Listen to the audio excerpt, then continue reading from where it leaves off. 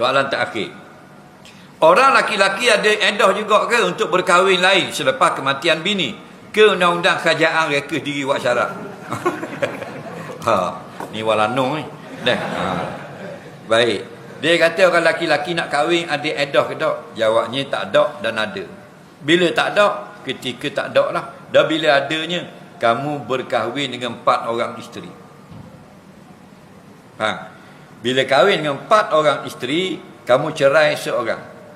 Bila cerai seorang, selama belum habis edah perempuan itu, maka kita tak boleh kahwin yang kelima. Tak boleh. Sebab apa? Sebab isteri yang dicerai yang dalam edah masih hukum isteri, belum lagi janda. Bila jadi J, habis edah. Yatarabbasna bi anfusihinna salasata quru, habis edah mereka 3 kali suci. Masuk haid yang ketiga, maka jadi janda, baru boleh kahwin isteri baru.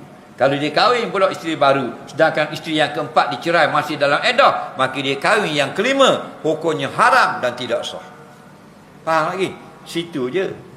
Adapun isteri pertama, isteri kedua, tiga, tak ada masalah. Macam sekarang kita berapa isteri? Berapa isteri? 2. Nak kahwin yang ketiga, tidak payah edah.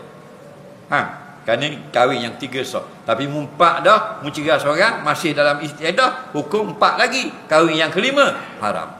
Jadi kena habis dulu edah. Itu panggil suami beredah ketika kahwin 4 orang isteri. Faham lagi? Siapa